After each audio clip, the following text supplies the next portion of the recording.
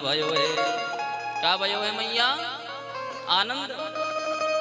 बोले महाराज 90 वर्ष की आयु में 80 वर्ष की मैया है गई यशोदा मैया, 90 वर्ष के हमारे नंद बाबा है गए महाराज, दाढ़ी सफेद है गए, बाल सफेद है गए।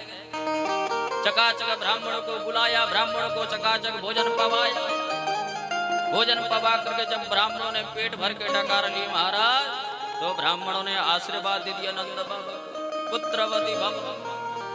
नंद बाबा बोलने लगे महाराज ये 90 वर्ष की आयु है गए, अब कहाँ पुत्रवती भव का आशीर्वाद दे।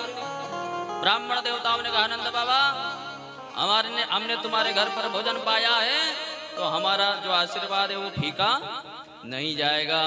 अब तो नंद बाबा भी सोच लगे महाराज अब ब्राह्मणों ने आशीर्वाद दे दिया तो मैं भी बाबा बन जाऊंगा, मेरे घर में भी लाला को जन्म है जाएगा।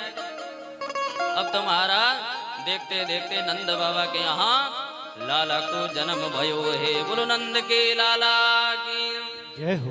जैसे ही नंद बाबा के घर में लाला को जन्म भयो, बोले महाराज ब्रज की सवरी गोपियां 80-80, 90-90 गज की लहंगा पहन करके नंद भवन की ओर आ रही है। सारे ग्वाला ग्वाला सवरे लोग नंद भवन में आ रहे हैं, सब बाबा को बधाई दे रहे हैं। नंद बाबा बधाई हो, यशोदा मैया बधाई हो, तुम्हारे घर में 90 वर्ष की आयु में लाला ने जन्म लियो है।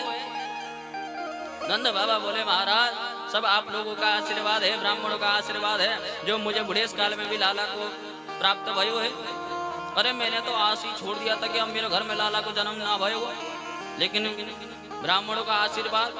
तो बोले महाराज उसी समय एक ग्वाला आया, आकर के नंद बाबा से कहा नंद बाबा जब लाला को सबसे पहले जब मुखड़ो देखे ना, पहले यमुना जी में स्नान करना चाहिए। सीधा नंद बाबा को यमुना जी में ले गए, यमुना जी में ले जा करके नंद बाबा को स्नान कराया। स्नान करा करके क्या हुआ, उसी समय एक ग्वाला सामने से आया, मटकी पर दही लेकर के आया। दही लेकर आकर के सबरो दही नंद बाबा के ऊपर पलट दियो महाराज। नंद बाबा बोले महाराज ये दही क्यों पलट रहे मेरे ऊपर? तभी उसी समय एक और ग्वाला आया, आकर के मटकी में दूध लेकर के आया, सबरे नंद बाबा को ऊपर पटक दिया। नंद बाबा बोले महाराज मुझे दूध दही से क्यों न लगा रहे हो? तो ग्वाला बोला नंद बाबा जब कन्हैया को सर्वप्रथम जब लाला को मुखड़ो दिखे ना, तो दूध दही से नहाना पड़े। बोले अच्छा मुझे नहीं पता।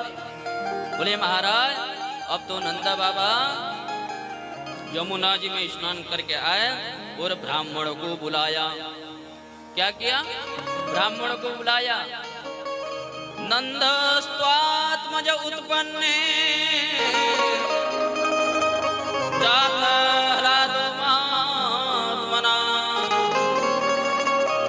आहूय विप्रान वेद ज्ञान स्नात सुचिरलंकृता।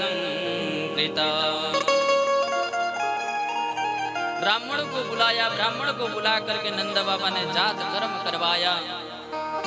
जब जैसे ही लाला को जात कर्म करायो, बोले महाराज नंद बाबा ने कहा अरे ब्रजवासियों सबरे आ जाओ, आकर के बधाई ले जाओ। बोले महाराज नंद बाबा के घर में, नंद बाबा के गौशाला में 9 लाख गैया थी। कितने लाख? 9 लाख। बोले महाराज ब्राह्मण को 2-3 लाख गैया दान कर दिया। वो ब्राह्मण लुटा बधाई दे रहे। और बोले महाराज सबरे ब्रज में स्वर्ण चांदी हीरा मोती दूध माखन मिश्री इतना लुटाया, इतना लुटाया। बोले महाराज क्या हुआ, एक ग्वाला नंद भवन से बधाई लेकर के अपनी घर की ओर जा रहा था, दौड़ा दौड़ा। मार्ग में एक दूसरा ग्वाला मिला। बोले कहां से आ रहे हो? बोले मैं नंद भवन से आ रहा हूँ बधाई लेकर के। बोले क्या लेकर के आ रहे हो? बोले चांदी लेकर के आया हूँ। तो दूसरा ग्वाला बोला जा तारीफ तू चांदी लेकर के आया, देख मैं तो स्वर्ण लेकर आया हूँ, सोना लेकर के आया। बताया क्या किया उस ग्वाला ने? बोले जो चांदी लेकर के आया था उसको वहीं फेंक दिया। और पूछा कौन से दरबार पर मिलना, कौन से गेट पर? बोले पहले नंबर गेट पर। सीधा पहले नंबर गेट पर चला गया। पहले नंबर गेट पे गया, जाकर के बधाई में सोना लिया। सोना लेकर के आ रहा था, बड़ी खुशी खुशी में आ रहा था, मुझे तो बधाई मिल गया सोना। उसी समय दूसरा ग्वाला मिल गया। बोले कहां से आ रहे हो? बोले मैं नंद भवन से आ रहा हूँ बधाई लेकर के। बोले कहा मिलो है? बोले देखो सोना मिलो है। जा दादी तू सोना लेकर के आया, देख मैं तो हीरा लेके आया। बोले उस सोने को वहीं फेंक दिया और हीरा लूटने के लिए दूसरे नंबर गेट पर, दूसरे नंबर पर जाकर के महाराज बधाई में हीरा लिया। अब दौड़ा दौड़ा बड़ा प्रसन्न से ग्वाला हंसते हुए मुस्कुराते हुए आनंद के साथ अपना घर जा रहा था। तीसरा ग्वाला मिल गया। बोले कहां से आ रहे हो? बड़े खुश में लग रहे हो। बोले महाराज मैं नंद भवन में गया था, मुझे बधाई में हीरा